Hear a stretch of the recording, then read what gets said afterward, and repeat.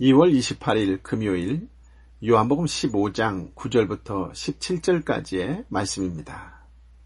행복은 관계 안에서 일어납니다. 존 맥스웰은 이렇게 이야기합니다. 최고의 성공은 나를 가장 잘 아는 사람들에게 가장 많은 사랑과 존경을 받는 것이라고요. 성공으로 쌓아 올린 관계는 언제 깨어질지 알 수 없습니다. 그래서 그 위험성이 매우 높다고 이야기합니다. 관계의 깊이가 중요합니다. 피상적 만남은 시간이 흘러도 사랑을 보장해주지 않습니다.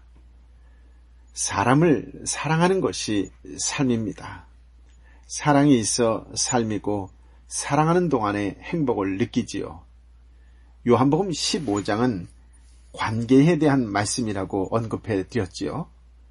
예수님 안에 머무는 것이 친밀한 관계의 핵심입니다. 그 안에서 사랑의 관계로 살아갑니다. 15장은 1절부터 11절까지의 말씀을 통해서 하나님과 제자들의 관계에 대한 말씀을 언급하고 있고요. 12절부터 17절까지의 말씀은 제자들 상호 간의 관계가 어떠해야 하는지에 대한 말씀입니다. 또 18절부터 27절은 제자들과 세상과의 관계에 대한 말씀입니다. 새로운 단락이 12절부터 시작되어야 되겠지요. 그러나 예수님의 사랑 안에 거하는 문제와 제자들이 서로 사랑하는 문제의 연관성 때문에 9절부터 보도록 하겠습니다. 먼저 9절부터 11절까지의 말씀을 함께 읽어볼까요? 아버지께서 나를 사랑하신 것처럼 나도 너희를 사랑했다. 너희는 내 사랑 안에 머물러 있으라. 내가 내 아버지의 계명을 지키고 아버지의 사랑 안에 있는 것 같이 너희도 내 계명을 지키면 내 사랑 안에 있을 것이다. 내가 이것들을 너희에게 말한 것은 내 기쁨이 너희 안에 있어 너희 기쁨이 충만하게 하려는 것이다. 이 9절부터 11절까지의 말씀을 통해 사랑에 대해 몇 가지 개념을 정리해 볼 수 있는데요. 먼저 첫째로 사랑에는 기준이 있다는 것입니다. 사랑에는 기준이 있습니다. 9절 전발전에 아버지께서 나를 사랑하신 것처럼 나도 너희를 사랑했다. 하나님의 사랑은 예수님께서 제자들을 사랑하신 삶에 가장 정확하게 표현되었습니다. 예수님께서 사랑을 베푸실 때 그 기준은 아버지께서 나를 사랑하신 것처럼입니다. 성경은 언제나 사랑에 대해 말할 때면 이처럼 명확하게 기준을 밝혀 놓습니다. 이 점을 언제나 명심해야 합니다. 서로 사랑하자라고 말할 때 단순히 세상에서 유행하는 핑크빛 사랑을 연상해서는 안 되고 항상 주님께서 보여주신 사랑을 기준으로 생각해야 바르게 사랑할 수 있기 때문입니다. 이 기준을 벗어나면 언제나 성경적인 사랑과는 무관하게 왜곡된 사랑의 결과를 낳게 됩니다. 둘째로 사랑에는 한계가 있습니다. 9절 하반절에 너희는 내 사랑 안에 머물러 있으라 라고 하시죠. 예수님의 사랑 안에 머물러 있어야 합니다. 제자들을 향한 예수님의 사랑은 절대적이고 온전했습니다. 그 사랑에는 제한이나 결핍이 없지요. 그러나 유다는 주님의 사랑 안에 거하기를 끝내 거부했고 더 이상 예수님의 사랑을 받을 수 없는 한계선을 넘어버렸습니다. 고의적으로 거부할 때 주님의 사랑 안에 거할 수 없습니다. 셋째로 주님의 사랑 안에 거하는 방법은 정해져 있습니다. 10절 말씀에 제시하고 있는 것처럼 내가 내 아버지의 계명을 지키고 아버지의 사랑 안에 있는 것 같이 너희도 내 계명을 지키면 내 사랑 안에 있을 것이다. 약삭빠른 현대인들은 적당히 말씀에 순종하면서 주님의 사랑 안에 거할 수 있는 방법을 모색합니다. 그러나 예수님의 계명을 지키지 않으면, 즉 말씀에 대한 순종이 없으면 주님의 사랑 안에 거할 수 있는 방법이 없습니다. 특히 10절에서 지키라고 제시하시면서 내 계명이란 말씀을 사용하시잖아요. 이것은 요한복음 13장 34절에서 말씀하신 서로 사랑하라라는 새 계명을 말하는 것입니다. 성도의 공동체가 주님의 계명에 순종해서 서로 사랑하는 것이 주님의 사랑 안에 거하는 방법입니다. 넷째로 사랑은 받고 베푸는 속에 기쁨이 생깁니다. 11절 말씀에 보면 내가 이것들을 너희에게 말한 것은 내 기쁨이 너희 안에 있어 너희 기쁨이 충만하게 하려는 것이다. 예수님은 하나님으로부터 온전한 사랑을 받으셨고 또한 제자들에게 온전한 사랑을 베푸셨습니다. 그래서 기쁨이 충만하셨는데 이 비밀을 제자들에게 가르쳐 주심으로써 제자들도 기쁨이 충만하기를 원하셨습니다. 예수님 사랑 가운데 거할 때에 충만한 기쁨이 있습니다. 사랑을 받지 못한 사람의 모습 속에서는 기쁨을 발견하기 어렵습니다. 그런데 사랑을 받기만 하고 베풀 줄 모르는 사람의 모습 속에서도 역시 기쁨을 발견하기는 쉽지 않습니다. 고인 물이 썩는 것처럼 사랑을 받기만 하고 베풀지 않으면 마침내 그 내면이 썩고 병들게 됩니다. 사랑을 많이 받았음에도 불구하고 삐뚤게 자라는 아이들은 받을 줄만 알고 사랑 베푸는 것을 배우지 못했기 때문입니다. 사랑을 받기만 하고 베푸는 것을 배우지 못한 교인도 바르게 신앙이 자라지 않습니다. 점점 더 많은 사랑을 요구하다가 나중에는 사랑을 해줘도 사랑인 줄 모르고 오히려 대적하는 영적인 망나니가 되지요. 우리가 하나님의 사랑을 받은 후에는 그 사랑을 다른 사람에게 표현하고 베풀어 줄 때 기쁨이 충만하게 될 뿐만 아니라 주님이 원하시는 모습으로 바르게 성장해 갈 수 있습니다. 내 사랑의 우선순위가 바른지 한번 묵상해 보시기 바랍니다. 여러분은 예수님을 몇 번째로 사랑하시는지요? 라고 하는 마치 어린아이에게 하는 질문을 한번 해보고 싶습니다. 예수님의 사랑 안에 온전히 머물러 있으십니까? 예수님은 사람들을 어떻게 사랑하셨는지 진지하게 묵상해 보시기 바랍니다. 12절 13절인데요. 내 계명은 이것이다. 내가 너희를 사랑한 것 같이 너희도 서로 사랑하라. 사람이 자기 친구를 위해 목숨을 내놓는 것보다 더 큰 사랑은 없다. 여기서도 예수님은 사랑을 말씀하시면서 내가 너희를 사랑한 것 같이라는 기준을 밝히시지요. 그러면서 아주 어려운 얘기를 하십니다. 사람이 자기 친구를 위해 목숨을 내놓는 것보다 더 큰 사랑은 없다라고 하심으로써 사랑이 어디에까지 자라가야 하는지를 그 사랑의 목표점을 설정해 주셨습니다. 많은 사람들이 하나님의 사랑을 베풀다가 이 정도 사랑했으면 됐지. 얼마나 더 사랑하란 말이야 라고 말하기도 합니다. 무슨 말일까요? 더 이상은 자존심을 버릴 수도 없고 더 이상은 희생할 수 없다는 한계를 토로하는 것입니다. 그러나 목숨을 버리기까지 사랑하지 않았다면 아직도 주님께서 말씀하신 수준에 도달하지 못한 것입니다. 그 사랑은 좀 더 성숙을 향해 전진해야 할 필요가 있습니다. 목숨을 버리기까지 사랑하고자 하는 목표를 가졌다면 자존심이나 재물뿐만 아니라 더 중요한 것이라도 버려야 하지 않겠습니까? 참으로 어려운 말씀인 것만은 분명하지만 그러나 꼭 순종해야 하는 명령인 것 또한 사실입니다. 우리 속담에 듣기 좋은 꽃노래도 한두 번이다 라는 말이 있습니다. 무슨 뜻일까요? 좋은 말이라도 되풀이하면 듣기 싫다 그런 뜻이겠죠. 그런데 예수님은 서로 사랑하라 라는 말씀을 무척이나 많이 반복하시는 것 같습니다.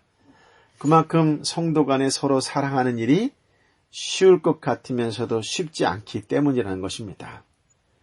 예수님이 우리에게 주신 계명이라고는 오직 하나 서로 사랑하라는 것뿐인데요. 그 한 말씀에 순종하기가 쉽지 않습니다. 선악과를 먹지 말라는 한 가지 계명을 어겼던 아담을 욕할 처지가 못 됩니다. 왜냐하면 우리도 번번이 한 가지뿐인 계명을 범하며 살기 때문이지요. 사랑이 식어진 증상은 대체로 자기 중심적이고 이기적인 모습으로 표출됩니다. 헌신과 희생의 가치가 떨어지기 때문에 혹시 조금이라도 손해보지 않을까 계산하며 살게 되지요. 타인을 배려하기보다 자기를 주장하기 바쁩니다. 조금도 손해보려고 하지 않습니다. 신앙생활도 이기적이 되고 헌신과 희생의 때가 되면 슬며시 뒤로 빠지게 됩니다. 우리 시대는 이러한 이기심을 개인주의, 합리성, 효율성, 실효성이라는 말들로 잘 포장합니다. 그러나 곰곰이 따져보면 표면적인 구호 이면에는 사랑이 식어진 근본 문제가 자리 잡고 있는 경우가 많습니다. 바라기는 한국교회가 이런 시대 속에서도 사랑이 식어지지 않는 곳으로 남기를 기도합니다. 성도 한 사람 한 사람이 성령의 열매, 빛의 열매, 사랑의 열매로 이 어렵고 힘든 세상에 위로의 통로, 은혜의 통로가 되는 삶을 살아가게 되기를 예수님의 이름으로 축복합니다. 14절, 15절 말씀을 함께 읽어볼까요? 너희가 만일 내 계명을 지키면 너희는 내 친구다. 나는 이제부터 너희를 종이라고 부르지 않겠다. 종은 주인의 일을 알지 못하지만 나는 너희에게 내 아버지께 들은 것을 모두 알려주었으니 친구라고 부르는 것이다. 예수님은 제자들을 종이라고 하지 않고 친구라 하셨어요. 종은 이유 여하를 불문하고 무조건 순종해야 합니다. 그러나 진정한 친구는 다른 친구의 마음을 알고 그 친구의 일을 자발적으로 자기의 일로 받아들여 행하지요. 예수님은 제자들을 똘만이나 쫄병으로 여기지 않으시고 친구여 파트너로 여겨주셨습니다. 서로 사랑하라 라는 계명도 마지못해 억지로 행하는 종처럼 할 것이 아니라 마음을 헤아려서 자발적으로 행하는 친구로서 순종하기를 원하셨던 것이지요. 교회는 이윤 추구를 목표로 하는 기업도 아니고 군대처럼 강제적으로 붙들어두는 집단도 아닙니다. 기업처럼 장기적으로 볼 때 손해보는 이득이 많으니 이기심을 억누르고 투자하라고 가르칠 수 없고, 군대처럼 쫄병시를 참고 지내다 보면 이기심을 마음대로 부릴 수 있는 고참이 될 날이 온다고 생각해서도 안 됩니다. 예수님의 사랑으로 살아가는 삶이 예수님의 친구입니다. 그럴 리 없겠지만 친구라고 예수님과 동등하다고 오해하지 않으시기 바랍니다. 마음을 먼저 헤아리고 자발적으로 순종하는 친밀한 관계가 되길 바랍니다. 사랑하는 사람에게 가장 먼저 하나님의 뜻, 예수님의 사랑을 가르쳐 주어야 합니다. 나는 정말 희생적인 사랑을 하고 있는지 묵상해 보시기 바랍니다. 여러분이 용기를 내어 먼저 다가가 친구로 삼아야 할 사람이 있습니까? 묵묵히 도와주어야 할 사람이 있습니까? 불편함과 어려움을 감수하더라도 섬겨주어야 할 사람을 찾아보시기 바랍니다. 하나님의 뜻과 사랑을 전하는 축복의 통로가 되시기를 예수님의 이름으로 축복합니다. 16절, 17절 말씀인데요. 함께 읽어볼까요?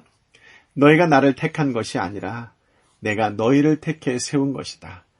그것은 너희가 가서 열매를 맺어 그 열매가 계속 남아있게 하려는 것이다.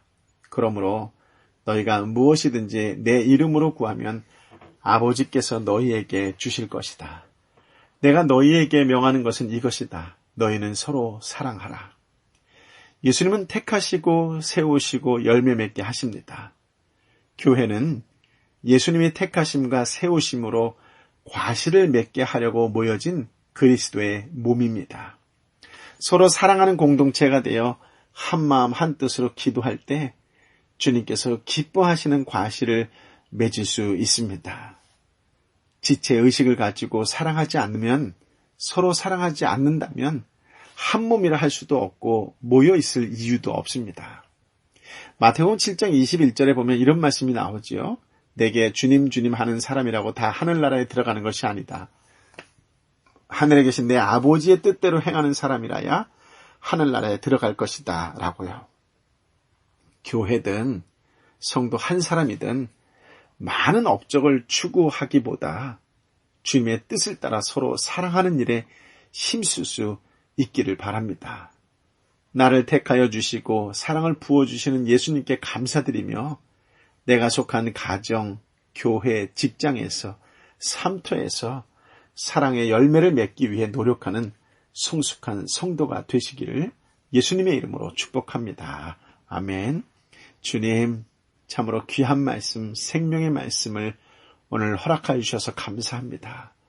주님의 사랑 안에 거하는 자가 되게 하여 주셔서 감사합니다. 주님 사랑합니다.